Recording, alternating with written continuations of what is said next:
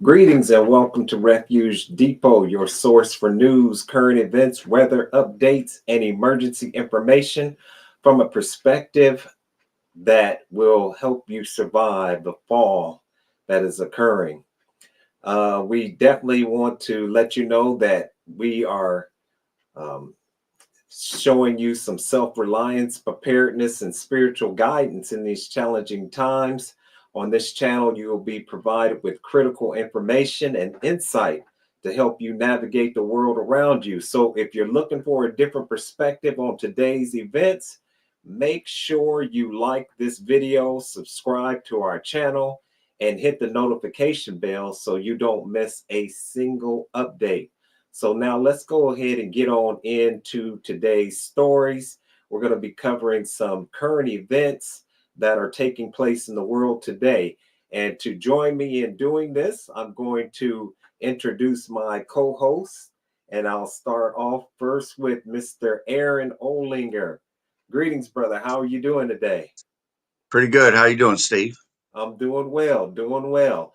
I'll be glad when this cold front runs its course because, boy, I tell you, this cold weather is just not for me. So, Hmm. next, I'll bring in Mr. Sanford Whitlow. Greetings, Brother Sanford. Hey, how you brothers doing this evening? Hey, doing Good. fantastic. Good to see you, brother. Yes, Good. sir. Good to be seen. Yes, absolutely. Good to see both of you. So let's go ahead and get on into the current events. Is there anybody that would like to start off first, or if you want, I can go ahead and start it off because I Well, you know you want me to go ahead and yeah, start you it go ahead off. and start it off. Yeah. Okay, so um, one of the things that I heard. Oh, excuse me, I shouldn't have moved that. Okay, so one of the things that I just heard on the news today was uh the measles. It talked about the measles outbreak. So let me read just a little bit of what this is talking about. It says, and they were talking about just the number of different diseases or outbreaks like flu, H1N1. We'll get the bird flu. COVID is still out there. But this thing with the measles, it says that there have been a total of 93 measles cases reported across 8 jurisdictions in the United States, which includes Alaska, California, Georgia, New Jersey, New Mexico, New York, Rhode Island, and Texas. This marks a significant increase in cases compared to previous years. Notably, 92% of these cases, 86 out of 93, are associated with outbreaks. In comparison to the previous year, in 2024, there were 285 reported cases across 33 jurisdictions. Now they're saying that there are, man, it's definitely an outbreak. So it says this year's data indicates a concerning trend as outbreaks continue to occur.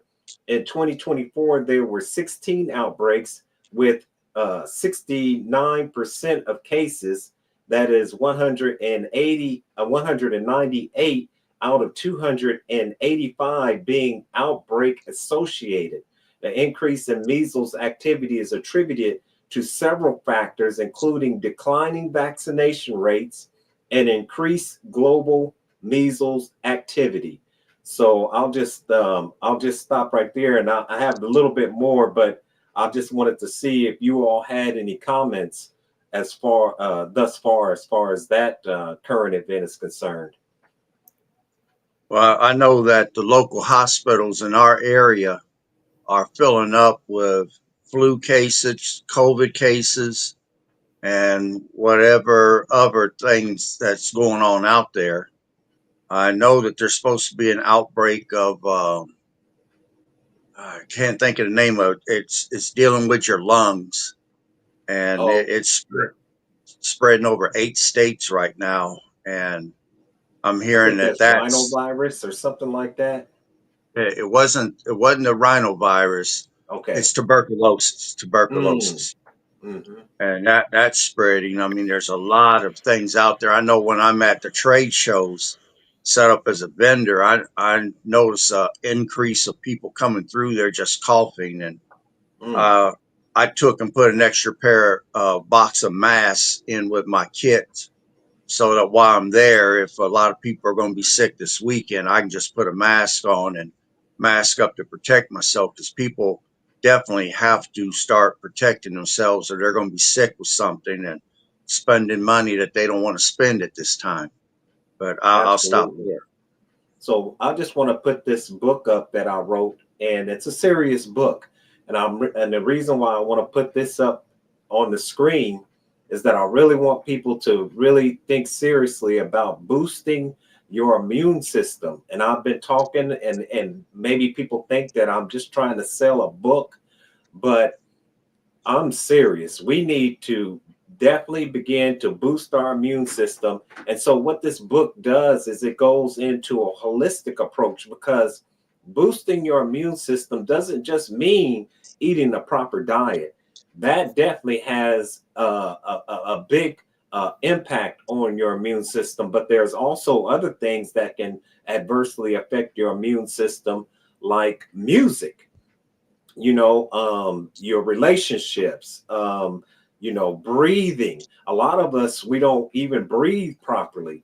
So all of these type of things can adversely affect our immune system. We need to do that deep diaphragmic breathing, also getting proper rest. If you don't get proper rest, you can definitely begin to hamper your immune system's ability to fight off disease. So I just wanted to throw that in there. But yeah, that's some heavy stuff right there.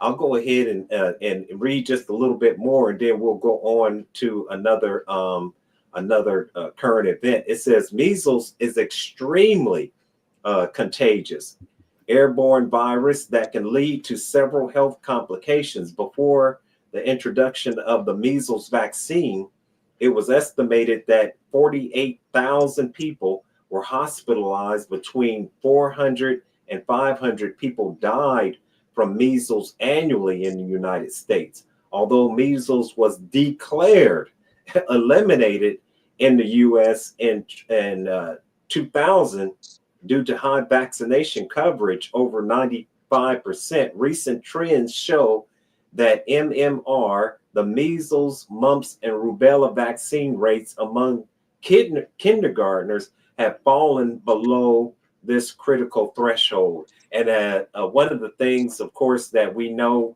that it was Kennedy who was recently sworn in, and a lot of people are nervous over him being over the Department of Health due to, I guess, his, how would you all say it? I mean, his concerns about, how the whole COVID thing went down, left a bad taste in people's mouth. You know, they really blocked a lot of people who were pushing boosting your immune system, natural immunity. And if you said anything about natural immunity over the vaccine shot, then you were going to be deplatformed. They were going to, I mean, they even had, I think it was a list of 12 individuals who were on a list of anti-vaxxers, and Kennedy was on that list. A brother in the Nation of Islam, Brother Riza Islam, he was also on that list. So it got really kind of tyrannical, to tell the truth, during that whole COVID outbreak. So yeah, I just wanted to throw that up in there. Um, I there we go. I know even locally, I was big on pushing immune Your system. your audio, we can't hear you for some reason. Let me see. I heard. Can you hear me now? As they says the Can commercial. you can you hear him good? I can hear him clear. Okay, good. Okay, go right ahead. I was just gonna say I just remember locally And when I even posted stuff during that COVID time about building your immune system, how I got blocked by Facebook several times, saying that I was pushing something that was not for the health and well-being. And each time they put me back on, I got a little trick I figured out, and I'll tell people later on if they get blocked by something they say what to do. But that happened many times to me, and I Right. so I thought that was interesting. I was looking up, and I saw that the pharmaceutical industry last year made $1.6 trillion. Wow. Ain't that something? One One point point. six six trillion dollars. Mm-hmm. They don't want you healthy. Man. They don't want you healthy. Right. And I think, that's one of the reasons why they really terrified of Mr. Kennedy getting in that position is because, one of the things that he pointed out was the pharmaceutical industry's uh, inordinate control over politicians. They really have a lot of control over the airwaves as well, because when you think about the commercials that you see, and they're pushing these, and they come up with some very unusual names for some of these drugs, right? Adventus, Right, right, or Libitra, right. stuff like that. And so they come up with these names. They have these little flashy commercials, and I wonder if I got one of these things up in here still. I had put something.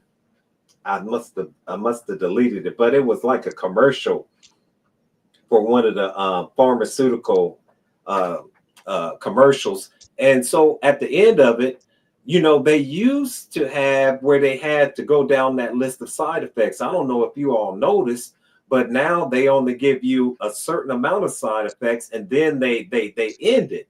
But some of the side effects that they used to talk about, literally, if you were taking something for your leg just shaking, they literally had a side effect of death. Now, who Right. wants that? A side effect of that if you take this, that it may have homicidal or suicidal thoughts. Thoughts. You know what I mean?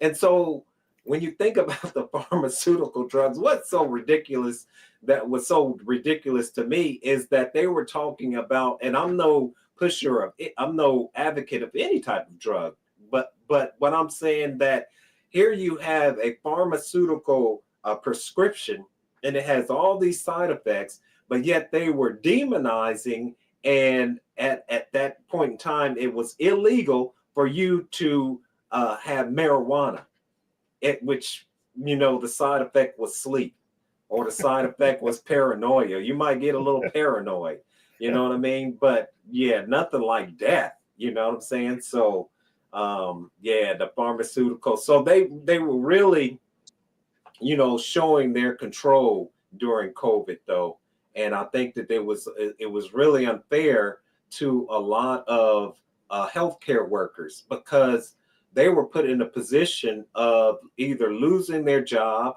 or taking this. You really can't call it a vaccine because it didn't come about in the normal type of way, nor did it have the rigorous testing that other vaccines had. It was put on the market in a rush type of way, and many people were just worried about their health and the health of their children, which people definitely have that right. Because I remember that they said that there were three ways that disease could enter into your body, right? One, that you consume it, one that you breathe it in, one I think there were some other ways, but one of the ways, of course, was that you would be injected. And so that's something that I think that people were, they have a right to be, to safeguard their own health and not want something injected into their body. But let's go on.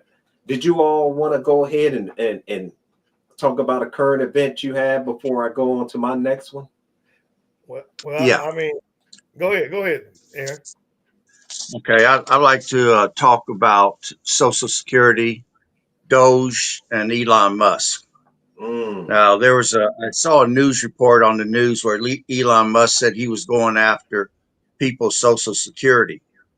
That was not true. If you saw the whole report, you would have saw reporters ask him a question, and he said, "Yes, I know that people are saying that I'm going after their Social Security, but that is a lie.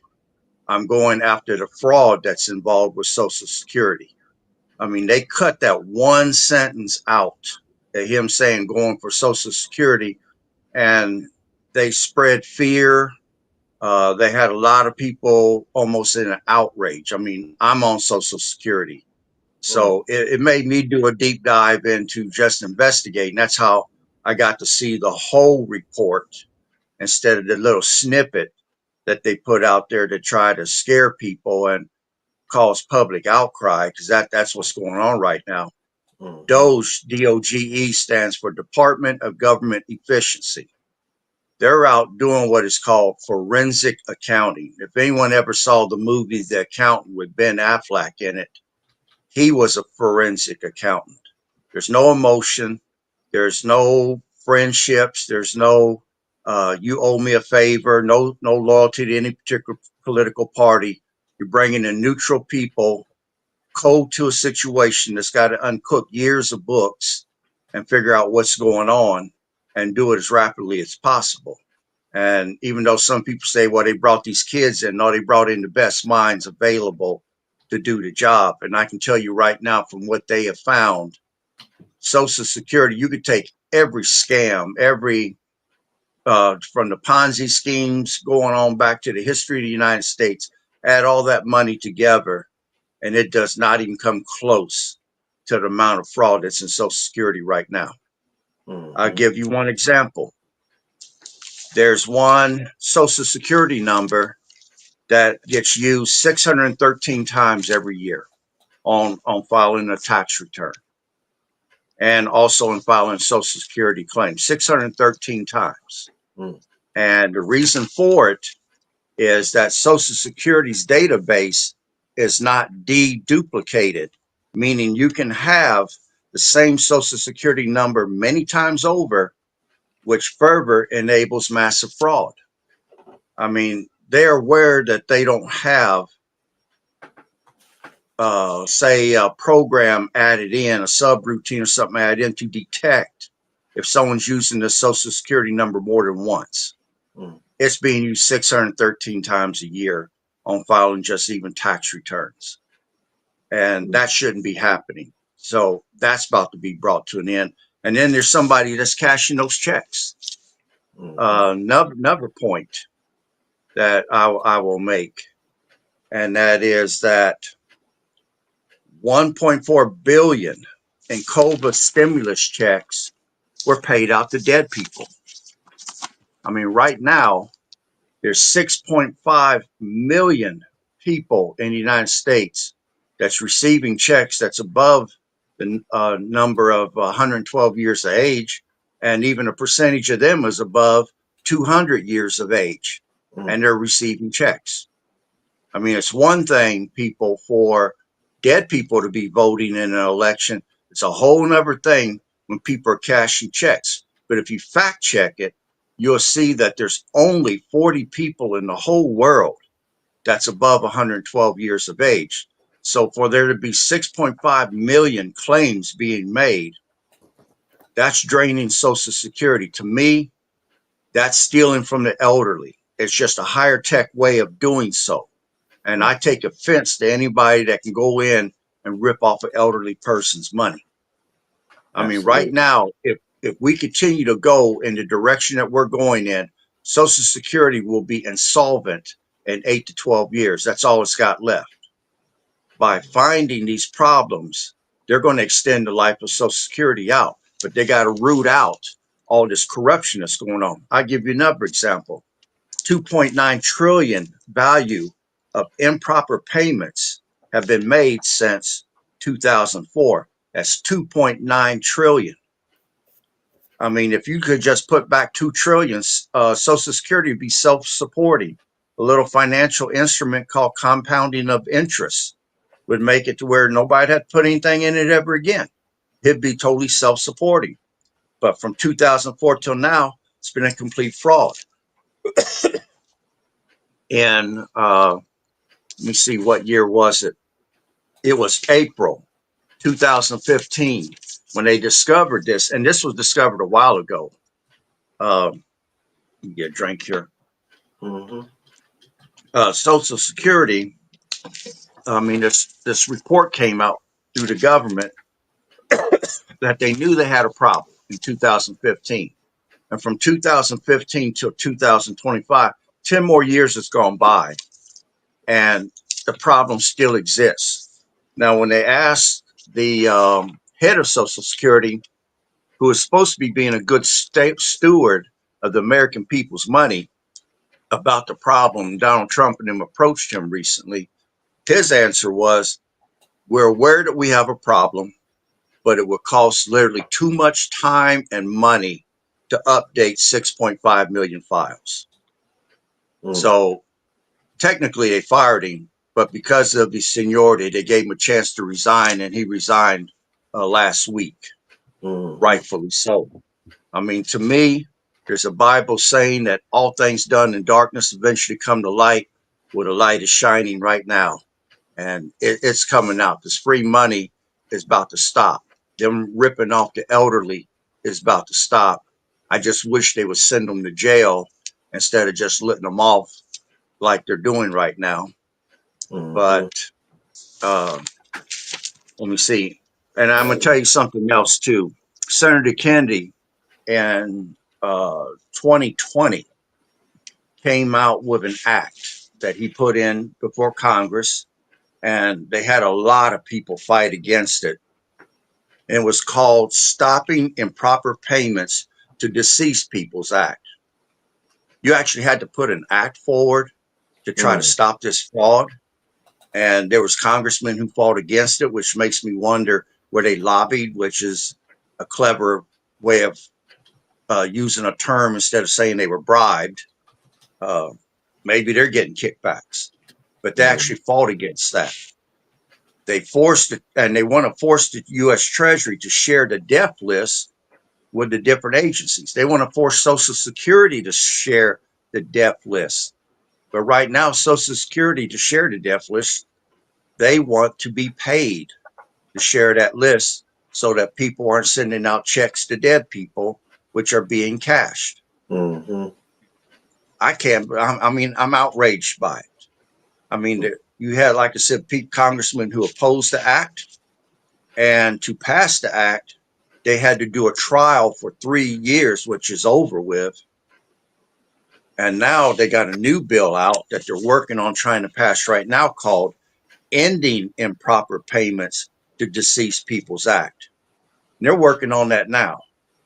And I would have thought that Social Security, Department of Treasury, different ones would share copies of people's certificates of death, which would share that list with other agencies. But apparently there's laws in place that prevents that from happening. Those laws are going to have to be changed before they would do the decent thing and stop ripping off Social Security. It was bad enough when the U.S. government took money from Social Security to fund their Desert Storm 1, thinking that, what do they call him? It wasn't the Saudis, it was Iraq had invaded them. What was the name of that country that they invaded? And Desert Storm had to take. Anybody know what that? Afghanistan or not? No, Afghanistan. No. Iraq invaded them. Iraq invaded not Kuwait. Kuwait? It was Kuwait. Okay. Right. They thought that the Kuwait king or prince, whatever he is, was going to pay the money back to Uncle Sam so Uncle Sam could put it back in. But after he got his country back, he basically said, well, I didn't tell you to do that. Even though he stood before the UN and begged for interference. But when they came in and saved his country, he reneged on paying the U.S. government. So the U.S. government reneged on paying back Social Security. And that's what put Social Security in trouble in the first place. Now, when Donald Trump was in his first term in office, in the first 6 months, he passed a rule or executive order that gave money to Social Security that saved it from going out when he was in office. But now, with all this fraud going on, if something doesn't get done, it's only got 8 to 12 years left. I would love to see my daughter and my grandchildren get Social Security if they paid into the system. But with this massive fraud that's going on, and people are getting these checks and they're cashing them, and then you've got doctors that are filing false Medicare and Medicaid claims, and you get this big fuss in the news of why they need your Social Security number. Well, I've got an Right. answer for you for that. Hmm. Right now, between Cincinnati and Dayton, there's 4 other people named Aaron Olinger. I'm the Right. oldest. And what distinguishes me from the others is the Social Security number. Hmm. So if you're trying to see if someone's filing fake stuff in my name or filing fake claims, you have to have my number. Well, why do they need to access your medical records? So that they can see if there's false claims being made in your name. I mean, this isn't simple, but there's powers that be that are out there that are sowing seeds of dissension, and they're trying to deflect and point the finger somewhere else, and they're trying to stir up people's emotions that they know aren't going to do any research to see what's actually going on, because they're trying to hide the crimes that they're committing and in the form of the government. And this has got to stop. I Right. mean, 2.9 trillion with a T, Yeah, that is ridiculous. that is And to know ridiculous. what's been going on since 2004, you write a report in 2015 and you see the amount of money, and then you're still letting it happen between 2015 to 2025. And I mean, I'd be ready to put that guy under the jail that they just took out of office for doing this, because this is ridiculous. Yeah, it And is ridiculous. and then they're trying to tell people Trump and Elon Musk is after your money. No, they're trying to stop people from taking my money and trying to be good stewards of the America's money that's supposed to be there for when you retire. You've paid into the system, you worked your entire life, you're entitled to that money. It should be there for you. Absolutely. Because if Social Security goes out, the majority of the American population does not put money back for their retirement. And what are they going to do from 65 years of age and up? What are they going to fall back on? They will have nothing. And the Right. predators would be out there selling reverse mortgages or offering to refinance their homes with big balloon notes at the end that they can't pay. And it'll just be even worse of how they would try to swindle the elderly out of their life savings, what little bit they've got. Yeah. So I'm glad that they're investigating Social Security. And later in this show, I'm going to cover USAID and some other things that there is just widespread, ridiculous spending going on, and the American public is catching it on both ends of the candle. We got high inflation on one end that's raising prices, and on the other end, we got raising taxes, and they're hitting Hmm. us on both sides. And Yeah. it's got to stop. It has to Yeah. stop. Yeah, it's pretty But bad. Yeah, and yeah, like you but you said, I could. think, this, you know, uh, I'm of course happy that Trump has decided to go in and try to clean up the government. I think that it may be a little, uh, what is that saying? A little too little, a little too late, or something like that, because the corruption is so bad. You know what I mean? And so so this is the thing. This is the issue that I have though with the whole with their approach, is that I think that from my vantage point, that they're going in there and they're doing things just a little too fast. And the way that I'm looking at it is that, you got this a big apparatus, this big piece of machinery with all the gears that are turning. And instead of slowing the gears down, it seems to me as though they've literally just thrown a something into the machinery, and now all the gears are trying to still turn, and something's got to break.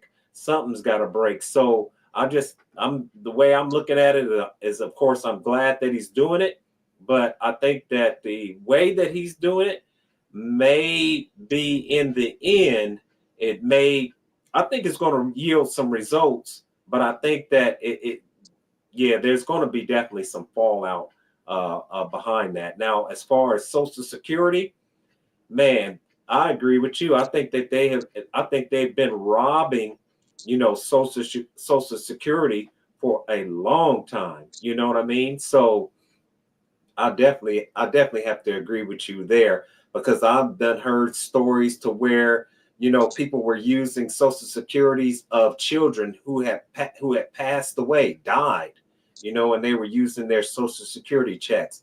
Parents using their children's Social Security because their credit, I guess, was ruined or something like that. And then, of course, they go on to ruin the credit of their children. But yeah, I'm definitely glad that they're cleaning that up. Some of the things that I'm hearing, though, about some of the young men, and let me read just some of these. So, of course, they say that there's the 19-year-old, what's his technological technologist named Edward Coristine, has been reported to have gone by the nickname Big Balls. This name was notably used in his online presence, including on a now deleted LinkedIn profile. Most of the young people that Elon has working with him are ranging from the age of 20 to, I think, 30 at the oldest. And some of the problems is that a lot of people don't believe that these young men have been vetted properly. And this is what I'm saying as far as, moving too quick, too fast. And so I think that there's an issue that I have, that they are able to see certain records that are very sensitive records, that have your and my information in them, and with certain some of their backgrounds. Like one guy, I think that they said that he said something like he was a white supremacist before it was. I forget. I can't quote him exactly right, but something about him being a racist before it was fashionable. Now that don't make me feel, as a black person, very comfortable at all with him seeing sensitive records of mine. But that's where that's my take on some of that, what's going on with the Doge. Well, you know what? Whether you like the current president or not, I heard the current president say yesterday something I've never heard anybody say in politics. Oh, that's that high in command. He said we have a very corrupt government. Absolutely. To hear the president of the United States say that, God bless America. That's why I got my American flag showing today, because I'm proud to hear that. I'm proud to hear the commander in chief of the country say we got a corrupt government. And that right there, I just to acknowledge that, means a lot. Now, yeah, it does. I'm gonna be honest with you, brother Muhammad. I like the speed they going at. I want to go in like a crash dummy, because I think it's so out of control. You need to blast this whole thing up. And I don't care. I'm gonna tell you something. That's another thing I don't care about. I don't care if the guy is a Klansman, if he's a Black Panther, if he's Alu. I don't care. Blast it up. I'm tired of it. I think That's it's time. That's what they doing. God bless America. It's time to That's what they crash this doing. bad boy up. Aaron was talking about the Social Security. I was looking at that, man. I'm trying to restrain myself because I looked at some of these numbers. Now, let me say this. I don't know if they're true or not. I just know this is what I heard reported from the White House. Mm-hmm. I just looked at a few things, man. $520 million going to environmental government consulting Mm. for somebody in Africa. Mm-hmm. $25 million for social responsible behavior to the country of Colombia. Mm-hmm. $40 million to educate the inclusion of migrants. $42 million for social and behavioral change in Uganda. Right. $10 million for voluntarily, this is deep. Now, I looked this up after I heard it.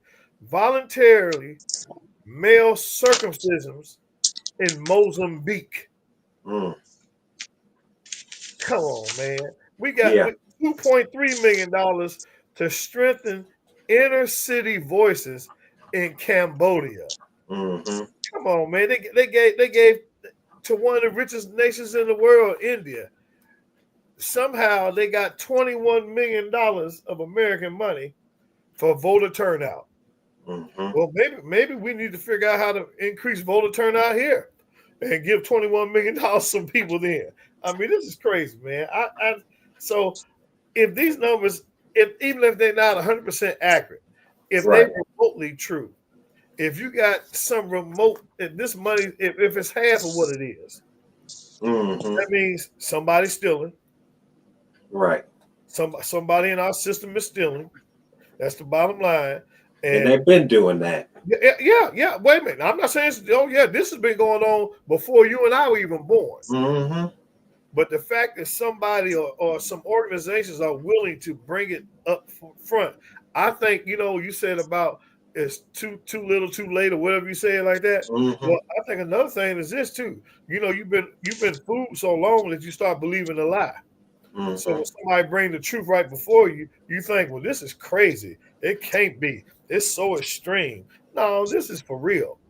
This Yeah. is for real. There's no way. You look at Social Security, where Aaron was talking about, if they just got rid of the people that was over 129. I looked at it. The people that was over 129 years old getting money. Mm-hmm. Social Security would be fixed forever. If they got rid of people that they paid that are over 129 years old. Yeah. Yeah, Man, like you said, like I agree, I definitely agree with you all. I mean, when we look at corruption, and I've said it almost every program, is that when it comes down to the government, is absolutely corrupt, 100% corrupt. And I named you can name every single agency in the government, and you absolutely have to say that there's corruption. So you got the FDA, the Food and Drug Administration, they're corrupt. Why are they corrupt? Because there are banned foods in other countries that are not banned here in the United States. They just were talking about Red 40 that is put in our children's food that causes hormone inhibiting factors. You know what I'm saying? So it's like they're corrupt. The EPA, so the environment is totally toxic.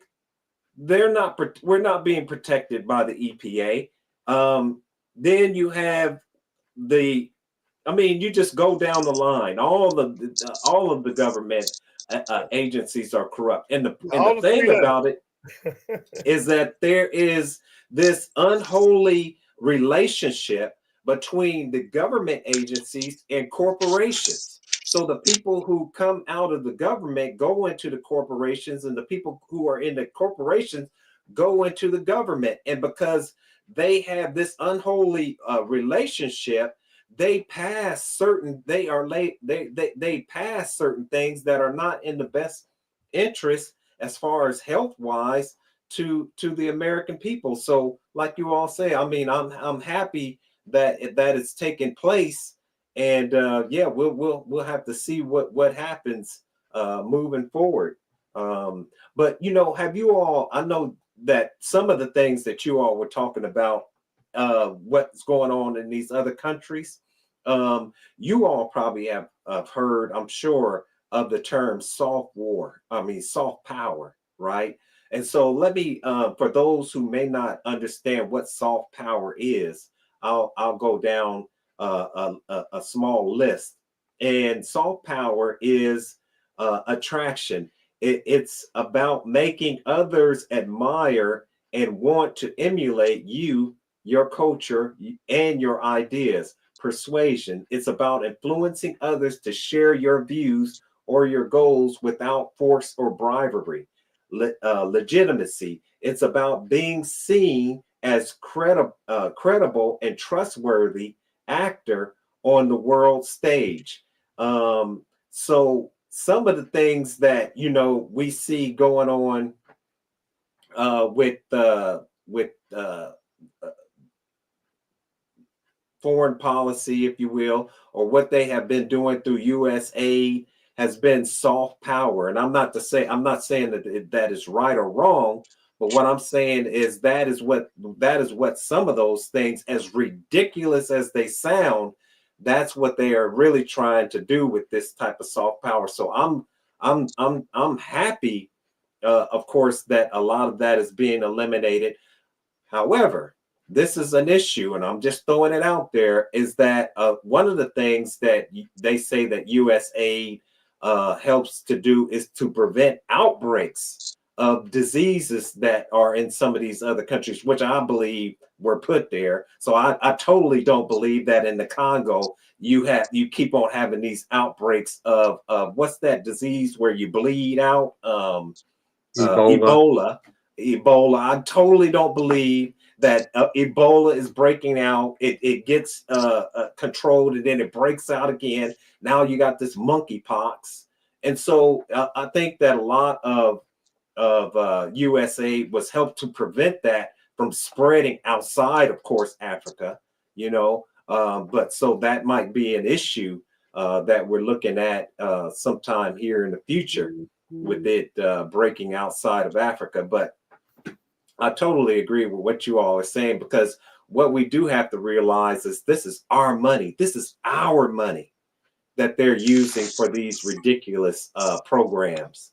But yeah, go right ahead with whatever you None all. of them is saying, none of them is saying that they're going to stop what is rightfully going to the right programs, but they are saying this other nonsense, like USA gave $20 million for a new Sesame Street show in Iraq. A Mm-hmm. single episode of Sesame Street does not cost $20 million. It's Right. probably under 100,000 because you're only talking 30 minutes to an hour show. It don't cost $20 million. Mm-hmm. You got, let's see, we're paying for 1.5 million for art for inclusion of people with disabilities. We're paying 2 million to sex change operations in Mm-hmm. Guatemala. Mm-hmm.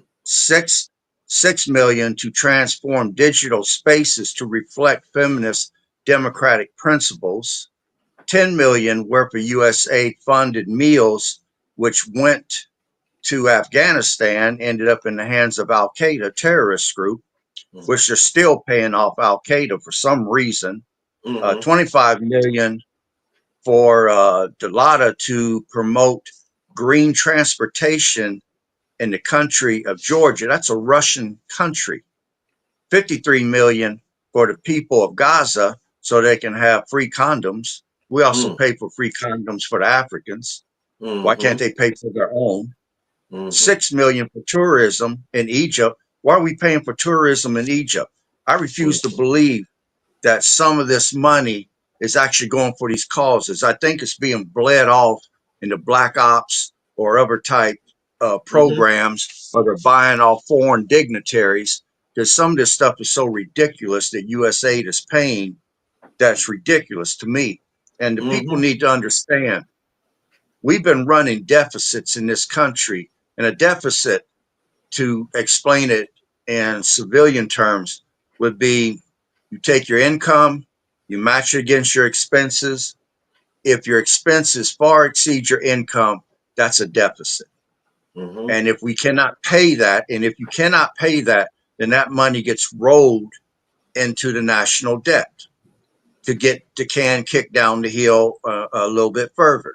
So each year we've been running deficits from 93 up till now. This didn't just happen overnight. This has been an accumulation. Now we reached a point where we cannot kick the can down the hill any further. And I'm explaining why. Picture yourself having a credit card. The bill comes in. If you cannot pay the whole balance, you make the monthly payment. But let's Right. say the monthly payment is so high you can't afford to make that monthly payment. Well, you will pay the interest payment on it so that that payment won't grow any larger. The United States government is so behind on mishandling money that the national debt right now is so high we cannot pay the debt, we cannot pay the payment on it, and we have to borrow money from other nations just to pay the interest rate. That's how overspent we are. I mean, you say, well, how can that be? There's 188 countries in the world, and we give economic aid to 175 of them. That means there's only 13 countries that we're not giving economic aid to. And that don't count all this other ridiculousness, like we giving 18 billion to the UN. We're supplying them with troops and military hardware. We give NATO $860 million. Turkey only gives 15 million. Netherlands gives 16 million. Spain gives 19 million. Canada gives 28 million. We give $860 million, and we're supplying manpower and military hardware. When Trump said that that NATO deal, and he threatened to withdraw us out of it, was a bad deal for America, he's not kidding. It is. And then these countries like Mexico and Canada that's got tariffs on us already, and then they got sanctions on us where we're only allowed to import so much in goods, but they want full access to our markets. And when we threaten to put tariffs back on them to level the playing field, oh, well, that's a foul. That's bad. It's going to make stuff cost more here in America. If we never started going for this global market crap, America has enough products here that we can manufacture our own stuff like we used to. These computer chips and stuff. You remember Ross Perot? You know, Ross Perot, he was third party, but Ross Perot was right. And see, this is what I don't like about the two wings that are really on the same bird. You know, the Democrats or the Republicans, you know, you're really talking about two sides of the same coin. And the problem is that Ross Perot, and they don't even allow third parties into the elections. Why? Because of money, right? And where does the money come from? Money comes from these special interest groups. And these special interest groups have a louder voice than the American people. And that's what's been going on for so long, is that these special interest groups have been running the government into the ground. And so when you talk about when Ross Perot was running, one of the things that he talked about was NAFTA, right? And he said that you're going to hear a loud sucking sound. A loud sucking sound. What was the sucking sound? That was jobs being factories and jobs being sucked out of America into these cheap labor markets. One of them was China. China was one of the cheap labor markets that our jobs went out to because we were sold out by our own political class, our own government, those in office. So no wonder they don't like Trump. You know, one of the things they don't like Trump about is that, you know, this whole thing going on in Ukraine, where Biden, while people were sleeping under bridges, Biden was giving Ukraine billions of dollars while people were sleeping under bridges trying to survive. So now here comes Trump. Trump, he's totally 180 degrees different than what Biden was doing. And so no wonder there were so many attempts on his life during the lead up to the elections, because they knew that Trump was not one of those who was a part of that type of network.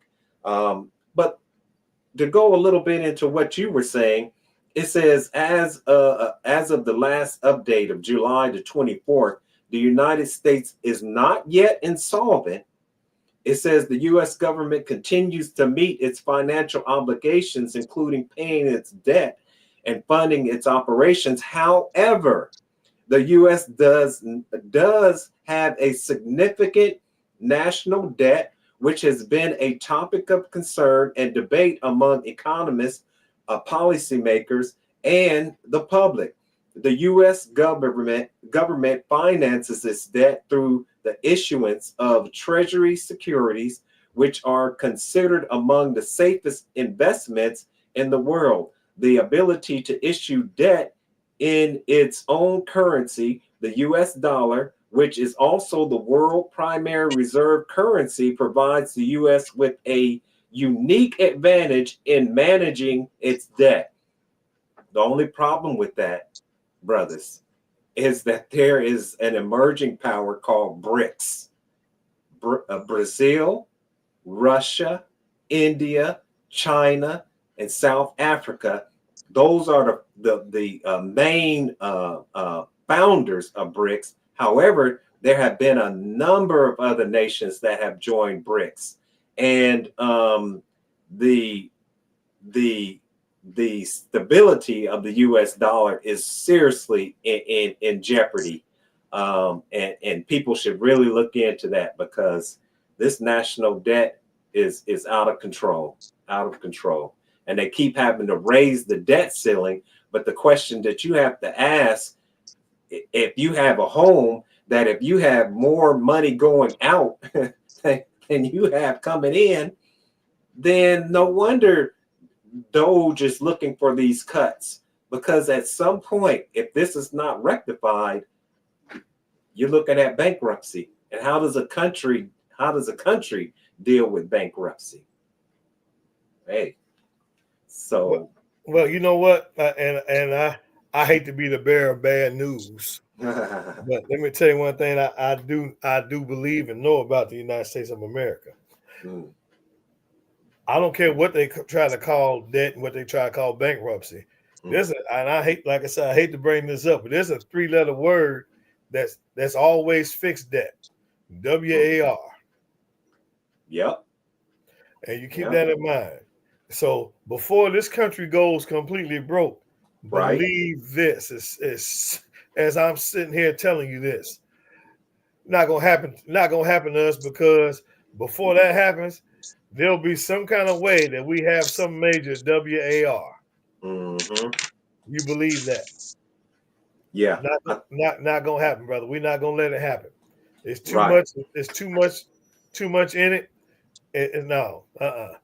Before that happens, trust me, that 3-letter word will arrive in a big way. It's not gonna happen. I don't believe it. Yeah, because WAR will happen before we go broke. they're You know what I'm trying to say? looking at it. Yeah, I know it, and I'm telling you, WAR will happen before we go broke. I think what the thing you said earlier about how in the past it's been put before us, and we've been blinded because we've been blinded so long. So we remain to be blind because we've been blinded so long. Yeah. But and when somebody shines a light on it, we so used to being in the dark, we don't even realize it's the light shining now. We don't want to believe that. We want to think, because it's been so long, that this cannot be right. Crazy. But this is, it's gonna change. It's coming to a head. And like I said, I heard the Commander-in-Chief of the United States of America say something I never heard another one ever say. He said, our government is very corrupt right now. That's his exact words. He said, our government is very corrupt right now. And I've never heard a president ever say that.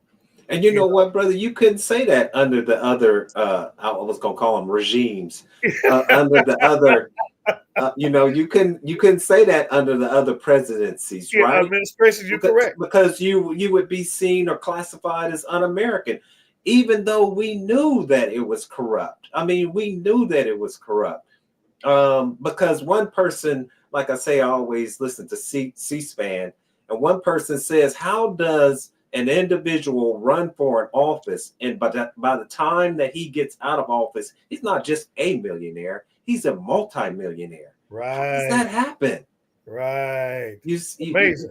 It's amazing. It's And it amazing. just goes to show you that up in Washington, these special interest groups, they grease the pockets of these politicians to where they pass through these laws.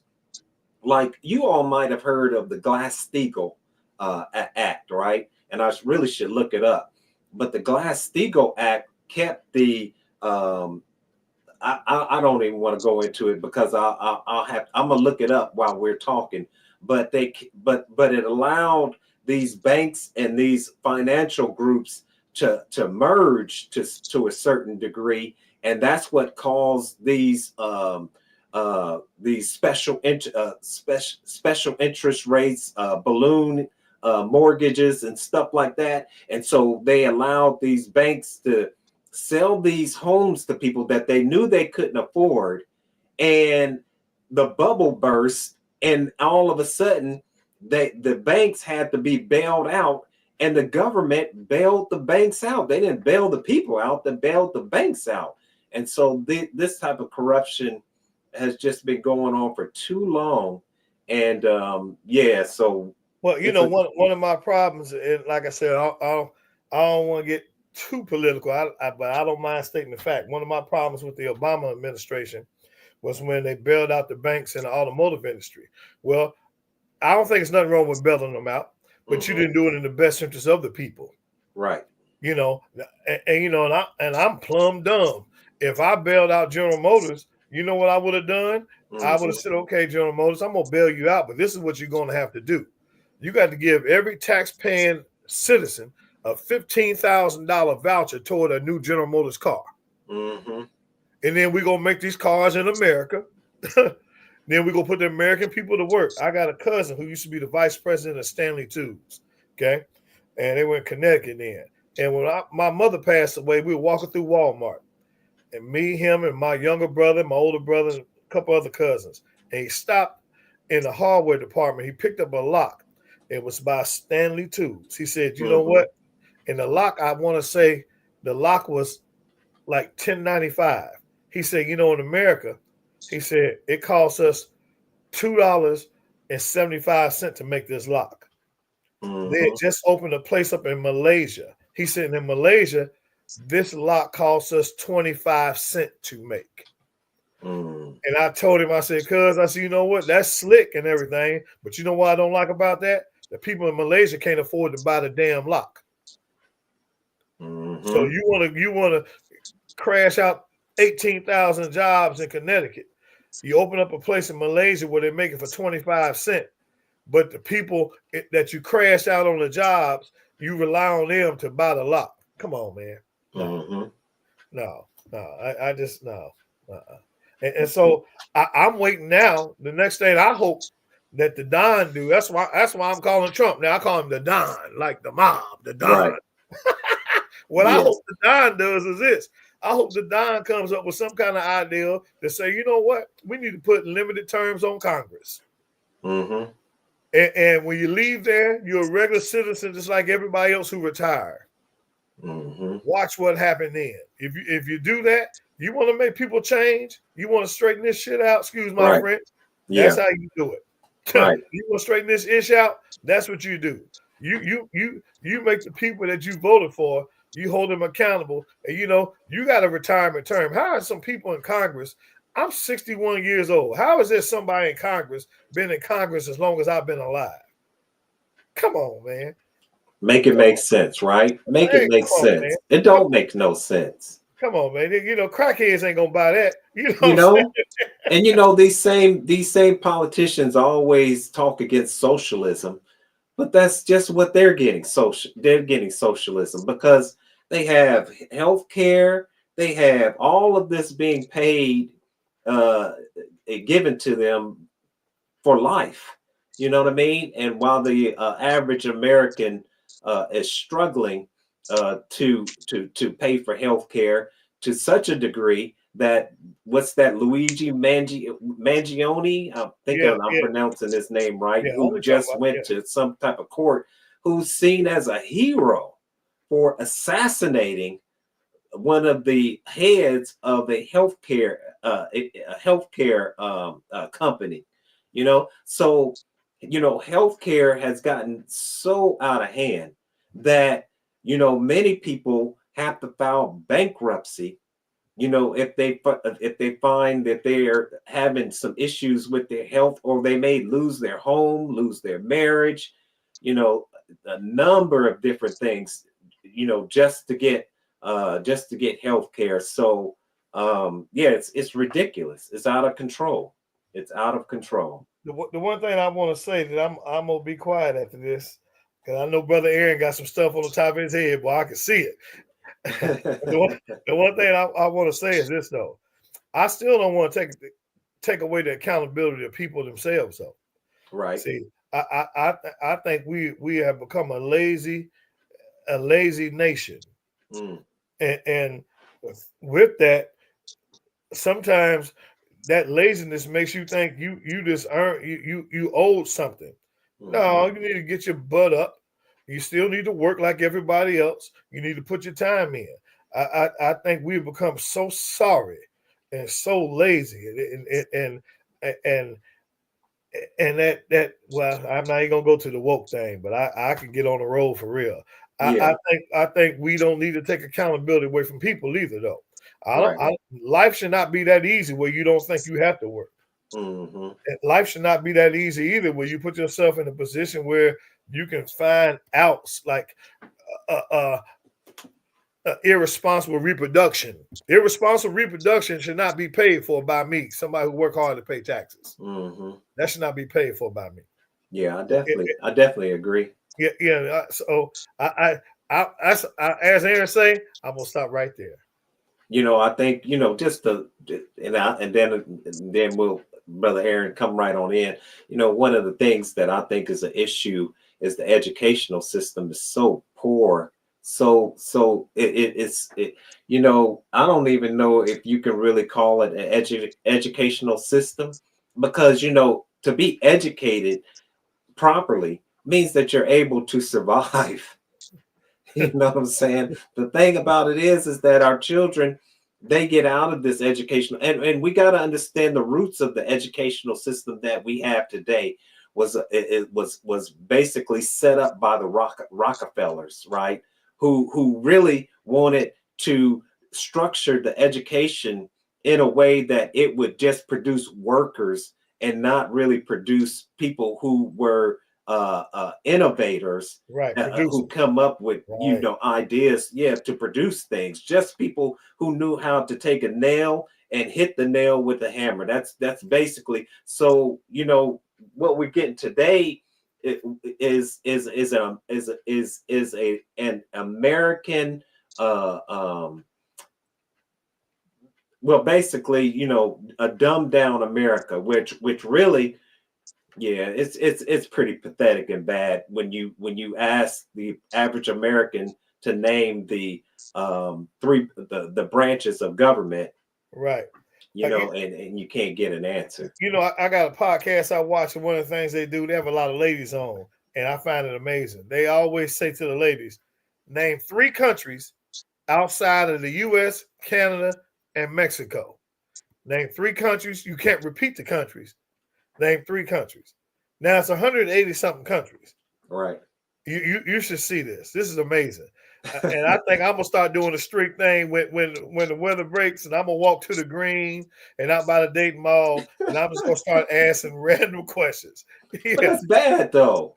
That's horrible, man. It's horrible. Horrible. And this is the educational system. And so there's no way that America can remain a superpower when we continue to fall behind, especially in mathematics. Yeah. You just can't you can't remain a superpower. You're going to have to go to India and China and all these other countries who are teaching their children, who they just come up with what's that, deep seek. Yeah, deep. Yeah. and all these other type of things. Now Elon, he's got to compete. They don't even want certain Chinese products in America because they're so efficient, and they just, yeah. Huawei, One Huawei of the came things, out with a phone that doesn't just flip once, you flip it 3 times, of your phone becomes a tablet. yeah. I'm gonna stop with this last thing. When I was looking at some of the Doge things they found, and we talk about education, my last note here was this: somehow the United States gave the Asian nations, divided up, $47 million for improving learning. Mm, right. I passed the mic. Brother Aaron, I'm sorry. We just been hogging up the whole Okay, program. I got to go back to where I was at. It's basic economics. When your expenses exceed your income, you have to significantly reduce your expenses. When Trump was running for office, he told everybody what he was about to do, and they voted him in. So now he has to execute those very things. If if my expenses far exceeds my income, I can't operate my house. I'll lose my house. I'll lose my car. I have to cut back on things. I have to run lean and mean. We are borrowing money to make the interest rate. Our credit rating dropped from AAA down to AA. Yeah, we're making the bills each month, but we're barely doing it, and we're borrowing money to do it, which means we're digging a hole, and we keep digging it deeper and deeper. We can no longer kick the can down the hill. We have to pay these bills now. We have to cut down on government, especially government expenses. And unfortunately, Biden used a technique called scorched earth politics. In the last 2 years of his presidency, he emptied out every program that there was of surplus funds, put it into a government program to do massive government hirings. And all those people have 2 years or less seniority on the job. And when Trump went into office, and he was going to have to cut them because they don't have a big main purpose. And even though people always thought in their mind, if I get a government job, I've got a guaranteed job that I can't get laid off from, we have to become lean. We have to cut back. Everybody that was hired in that massive program, Biden and them was counting on Trump being inundated with a massive number of wrongful termination lawsuits for them being terminated for no reason. Trump, being nice enough, said, I'll give you 6 to 8 months worth of money if you take and you go ahead and resign. The ones who wanted to fight it, a lot of them are going to get kicked out. They're going to be out there but they still will be able to draw unemployment, which is 80% of your income. But you got to have enough money in the bank to last the 4 to 6 weeks it's going to take for you to get that first check. So if you were living paycheck to paycheck because you living large, you living your life, you enjoying life, well, you're not going to have the money to last that. And the ones who saw the handwriting on the wall and took the deal, they'll get the 6 to 8 months worth of money at full pay. And then they'll still be able to draw another year's worth of unemployment if they cannot find a job in the field that they're in. Right now, we've lived through a similar time period. I don't know if you gentlemen remember it, but it was under Reagan, and it was called Reaganomics. Right. We were under massive inflation back then, but we didn't have the national debt that we're carrying that makes us almost bankrupt right now. I'll show that clock. We were in a period that was called stagflation, and the prices remained high, even though unemployment was high. Usually, if unemployment is massively high, then the prices on products come down because they realize economically people cannot afford it. But when Reagan went into office in 80, and he was the 40th president, and just like Trump, it was a landslide election, and he served 2 terms. The unemployment rate was 7.5%, and there was no economic growth. And what little economic growth was, it was so slow, it was stagnant. That's the reason why they called it stagflation. And that not only damaged the U.S. economy, but it damaged economies around the world because too many people are invested in our markets. And we couldn't help. Reagan had to pay the bills. He couldn't come in and just do whatever. So he sat around the round table and they came up with this great ideal that they felt, and it's still controversial today. They call it Reaganomics. They decided to cut taxes on the corporations from 78% down to 28%. And that's a substantial cut. But those corporations would have to take that surplus money and invest it in modernizing the plants, hiring more people, and raising the wages of the employees that they already had. Now, some of those corporations made their CEOs and their high echelon leaders rich because if the company shows a bonus or shows a surplus, then they get bonuses. They get massive bonuses. So it made a lot of them rich. And a lot of the companies complied. They did whatever. The negative to Reaganomics was that when you take money, because money is not infinite, it's finite.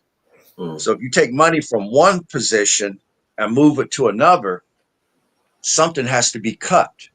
And back then, it was the social programs. Welfare was cut. Medicare, Medicaid got cut down. Social Security got cut down. There was a lot of suffering that went on during that period.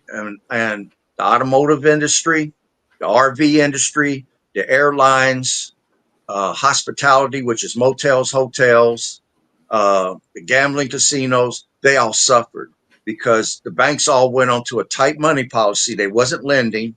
The predatory lenders were willing to lend a refi, but they had 50,000 or higher balloon notes on the end of those loans. You couldn't get any money.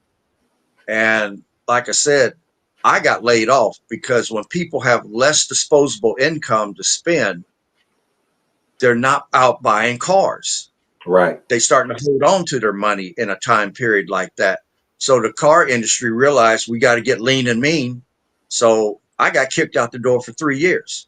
Chrysler was so messed up, they had to bring in Lee Iacocca to save them. I mean, they was literally about to go bankrupt.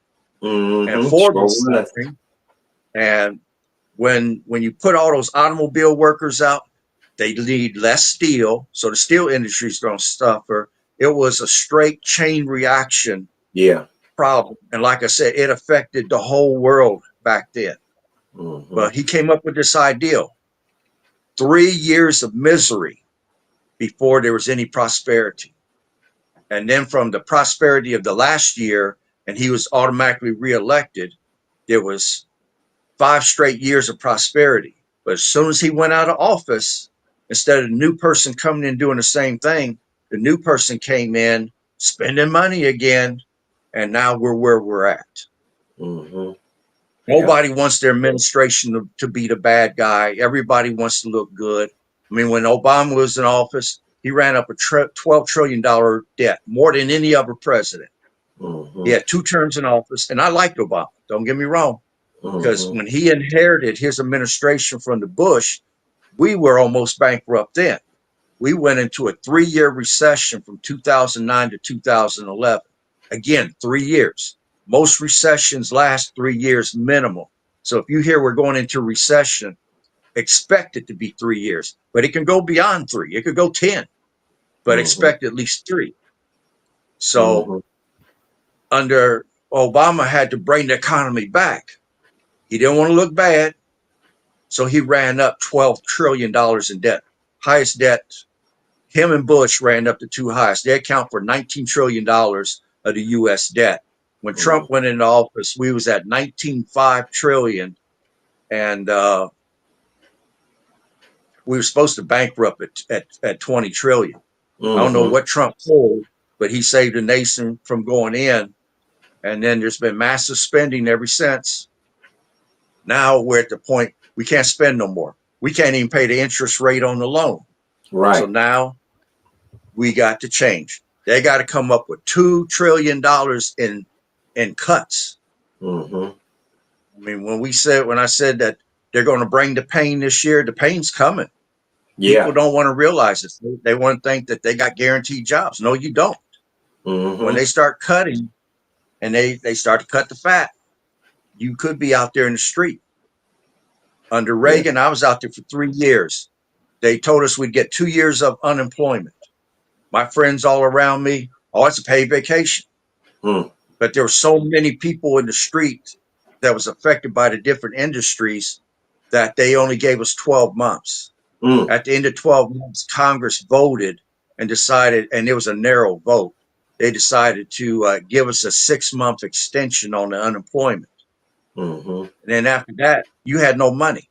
And the funny thing about unemployment is they count you as part of the unemployment figure as long as you receive benefits.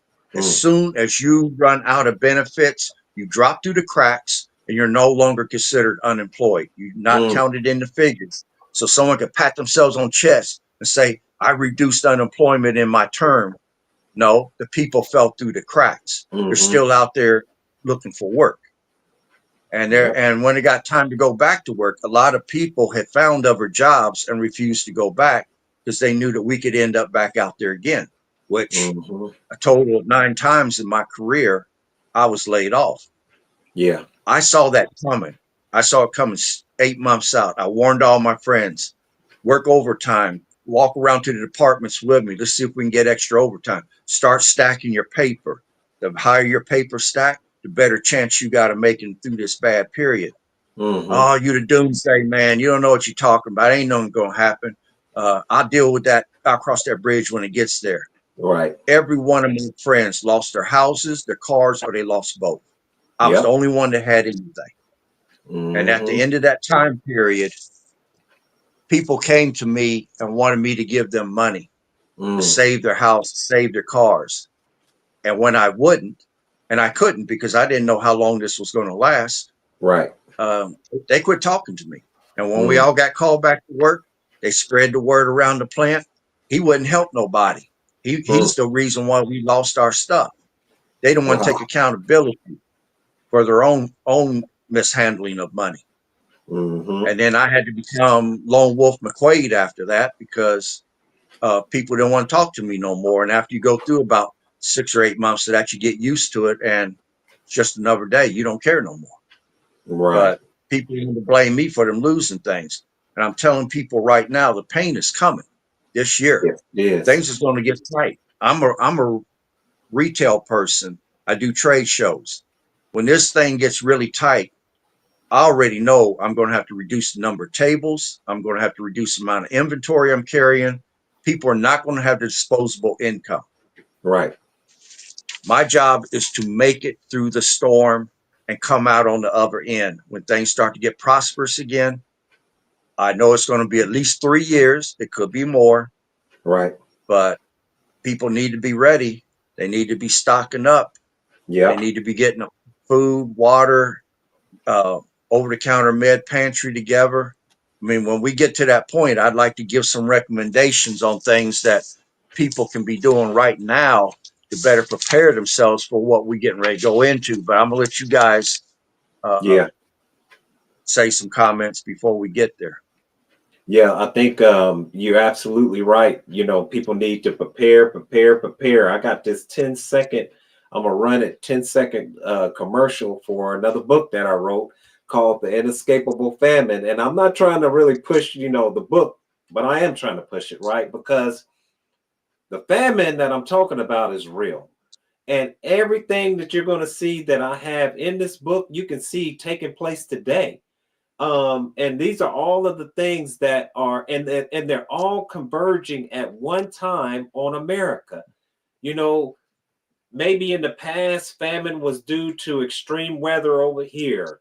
Maybe it was due to government policy over here. Maybe it was due to, some type of disease outbreak over here. But all of these things are hitting America right now. So look at this 10-second commercial and we'll come right back. Let's see. So I think I could talk over it. So you see anarchy, drought, war, insect die-off, civil unrest, inflation, economic collapse. I should have just left it up there. But But you know, all of those things are taking place. So I want in the description, if you all are interested, there should be a link to where you can purchase that book. But one of the things, let me put this debt clock back up here because brother Aaron, you were talking on a lot of things, and let me see if I can put it back up. There we go. Well, So while you put it up, I want to say this. yeah.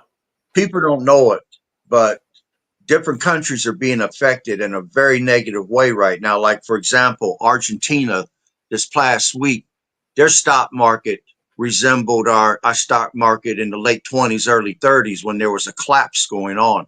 It was dropping like a rock the entire week. I don't Mm, even know if it finished above negative numbers or not, but it was on a downward slide this entire week.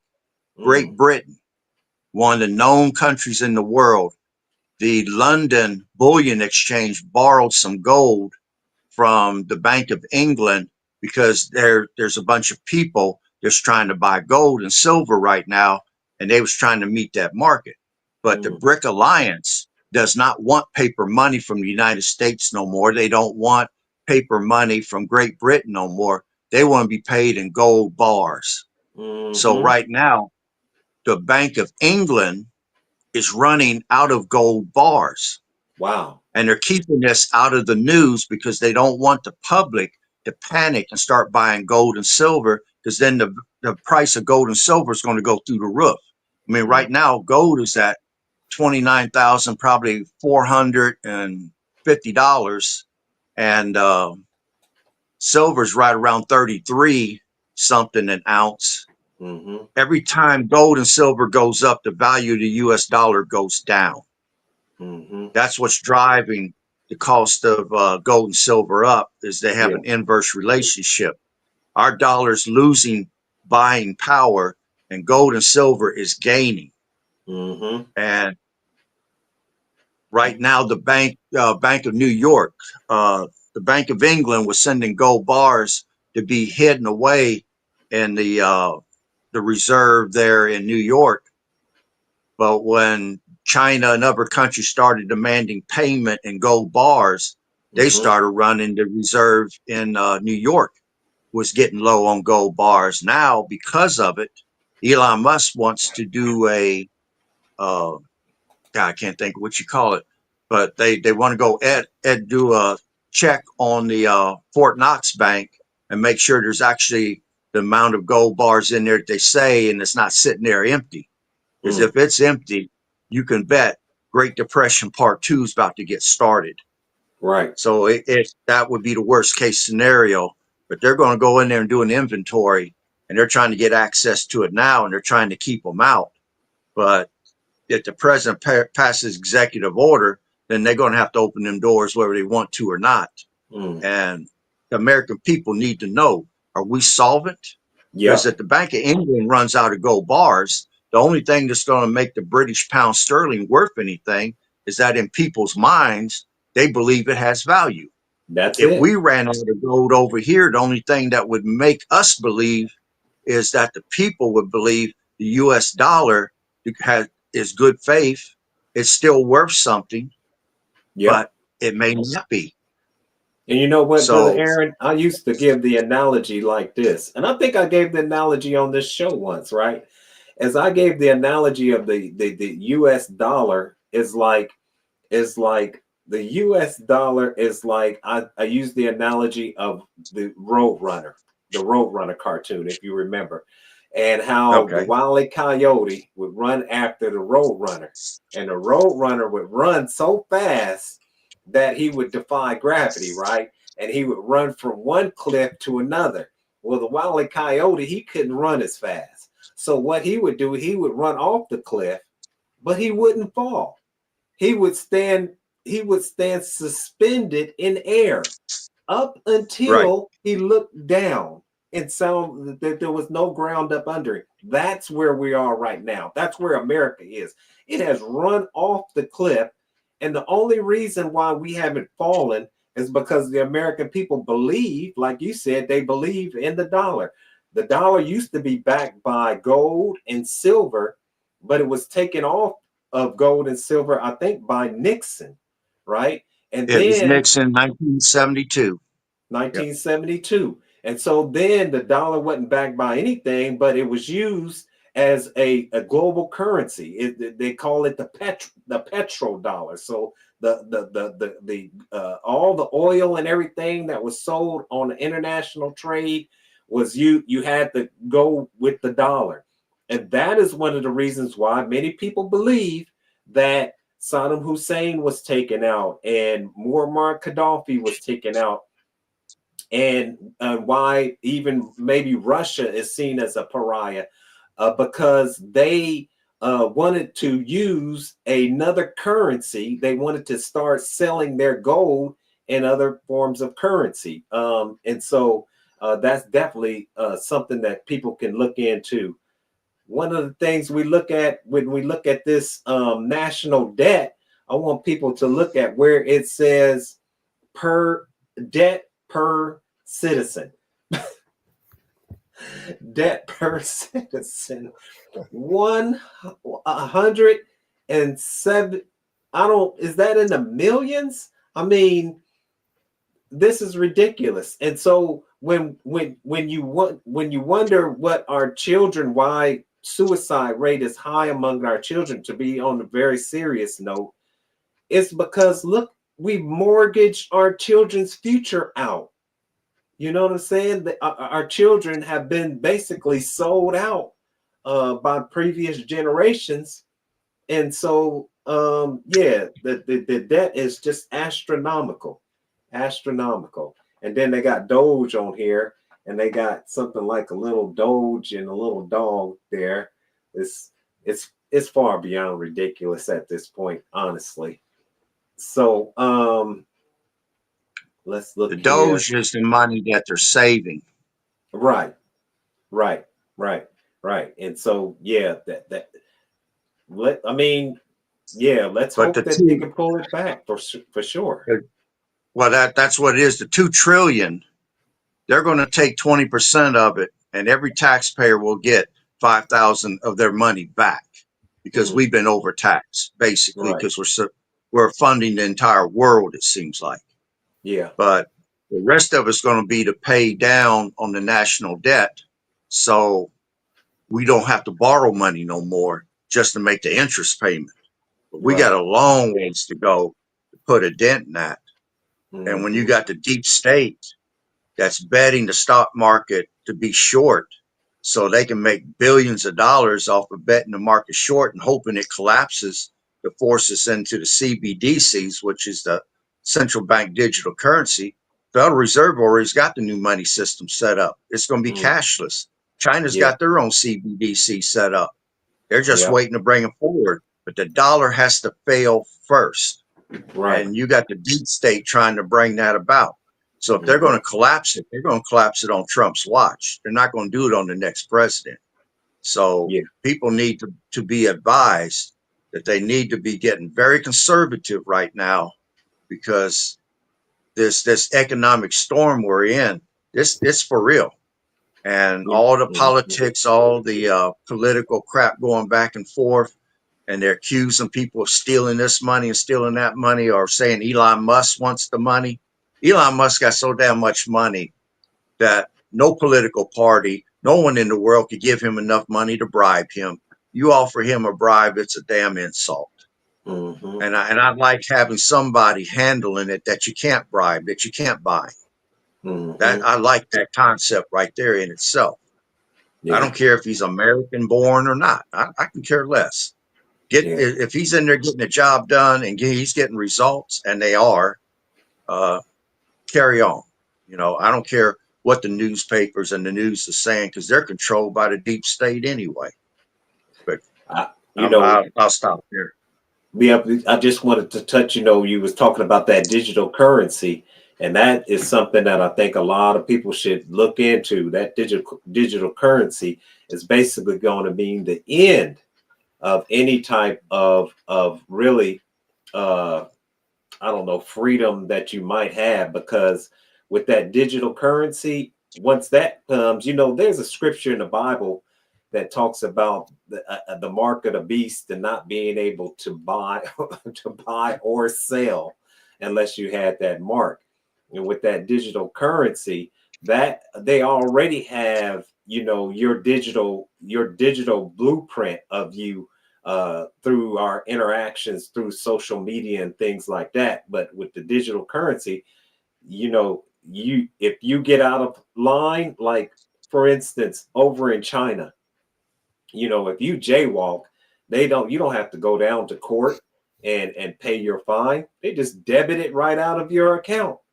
And so with that digital currency, you gotta think about them even being able to just shut down your access to your account like they do other countries. We don't like Russia anymore, so we're just gonna keep their money. We don't like this country anymore. We're just gonna keep their money. So the same thing could happen with this digital currency. So yeah, that's more terrifying than any. It's called what they call technocracy, and a lot of people are looking at technocracy as being a real threat to our civil liberties. And I just wanted to throw that out there. We'll definitely have to look into that in some future program. Well, I guess if you all want to throw anything else in there, I know, Brother Aaron, did you want to go over that list Yeah, of USA before we close out? I'd like to mention a few solutions Yeah. because right now you got to strategize and position yourself. And it's what I did when we were under Reagan, and it's what I'm going to do again right Oh, yeah. now. That's good. Okay. First thing is, if you do have surplus of money, you want to purchase hard assets that can be easily liquidated. That could be guns, it could be land, it could be real estate, it could be gold, silver. They got something out now called gold backs, which is paper money that's impregnated with like gold foil almost. And it's Mm, worth the amount of gold that's impregnated into the paper. I'd pick a career that can't be easily eliminated by technology. Back when I was in high school, key punch operator was a big time job to have. But when computers improved, that job went right out the door. mm, Uh, when they shut down the coal mines in Kentucky and all my uncles and cousins were out of work, one of my cousins went back to school in robotics. And when they started to open the coal mines back up and they were sending robots in, the only of my family members that went back to work was him because he had the skills with robots. And the few cousins I had that were blasters that would blow sides of hills off, they had work. Everybody else stayed out of work because technology had eliminated them. I mean, look at Blockbuster Video, one of mm-hmm. the top video companies in America. They even had stock on the stock exchange. Everybody was buying it. But as soon as DVDs came out, it Yeah. eliminated them, put them right out of business.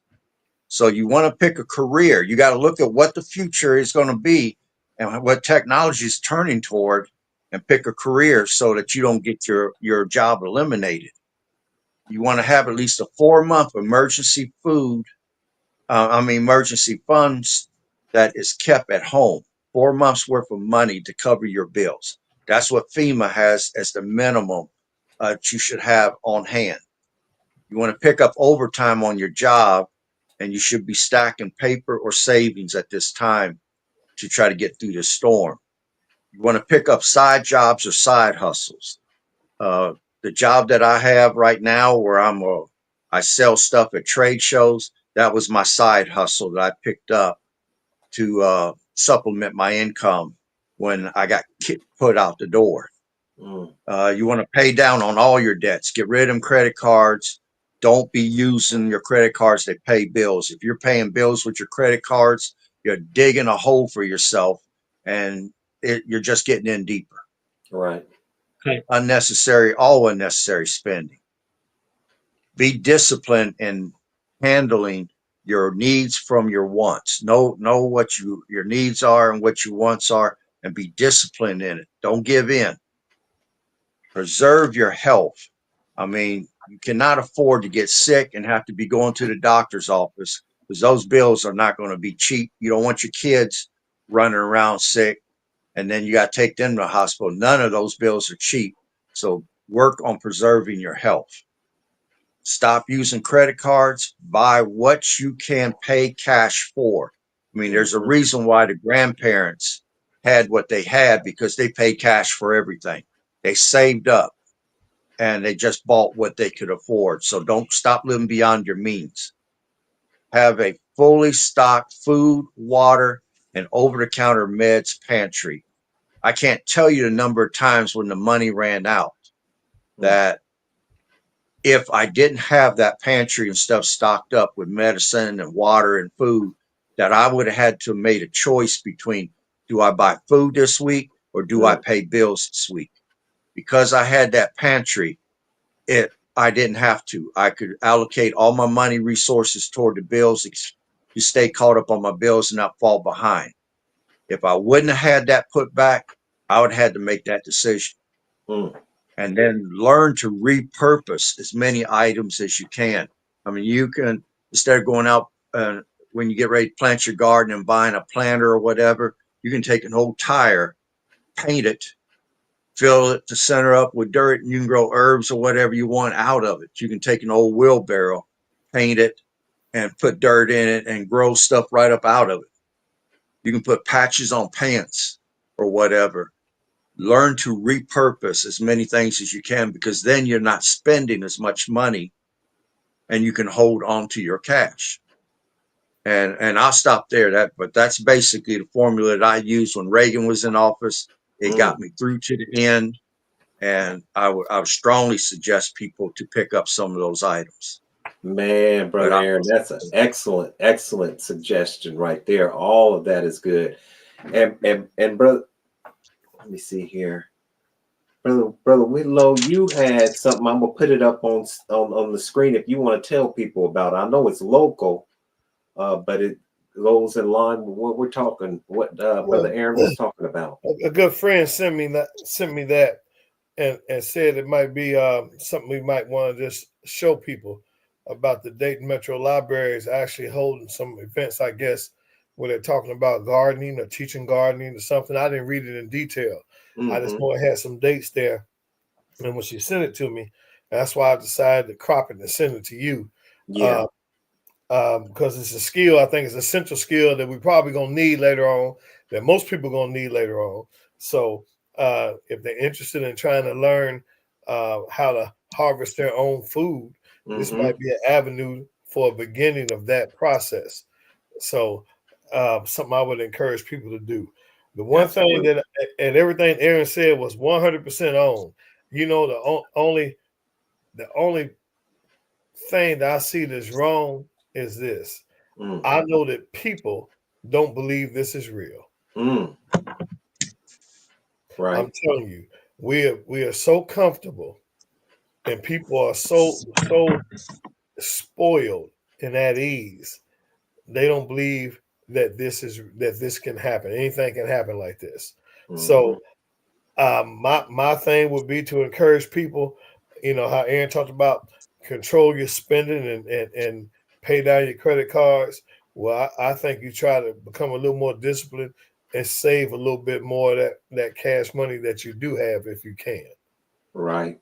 If you can find a way, if you can ask yourself for 90 days, what is it I need as opposed to what is it I want? And this, Right. if you start with 30 days, if you can just for 30 days buy what you need and not necessarily what you want, to try to accumulate a little bit of extra revenue. You know, I'm big in protection and stuff. So the one thing I do know, when times get hard, if times get hard, you know, it'll cause good people to do bad things. Right. So, you know, you need to find a means of preserving and protecting what you have also. So, you know, I'm in big of finding some kind of way of defending yourself and defending your family and Yes. defending what you work for. So, you know, and there's several things you can do, and I'm not going to go heavy into what kind of things you can buy, but I think people need to consider those things and start thinking about those things. That just in case, you know, we always say be ready so you don't have to get ready. Right. So if you can start putting yourself together a little small amount of defensive tools and learn how to use some of those defensive tools just in case. I think that would be a wise thing. One of the things that happened when COVID jumped off, you know, they had certain positions or certain things that they considered to be essential. I'm telling you, one of the things that never closed that they considered to be essential was gun stores. Mm. I don't think a lot of people realize that. Mm. And I probably increased my business teaching gun lessons and qualifying people to get a license to carry a gun during that COVID period more than I did when it first started. It was amazing at how many people panic bought or who were not prepared, Mm. earlier, and they just went out and bought weapons. I mean, you have no idea how much that happened. And Right. I mean, millions of dollars was spent on weapons for people who had no idea how to use them because the first thing they thought was, I got to be able to protect my stuff, and this is what can do it, Mm-hmm. And so I implore upon people to become educated, take some advice that Aaron gave out about starting to learn how to crunch some numbers. Yeah. I also implore you to, if you can, save and put something back to create a little environment in which you can make yourself or your family safe. Do that. Um, and how this young lady sent me this thing. I think it's important. We need to start learning how to garden, and we talk Mm-hmm. about vertical gardens in the home, and the way you can set up small things. So, believe it or not, that's probably going to be a real live resource that Right. most people are going to wish they had if they have not start putting that into place. So I do encourage that. Mm. And the other thing, we talk about this all the time. Work on your mental health. Yeah. Work on your mental health. So you think, so you shall be. So, Mm. you need to start getting your mind focused and get tough mentally. I think we got a whole generation of people that are 35 and under who have not one little iota of mental toughness. Mm.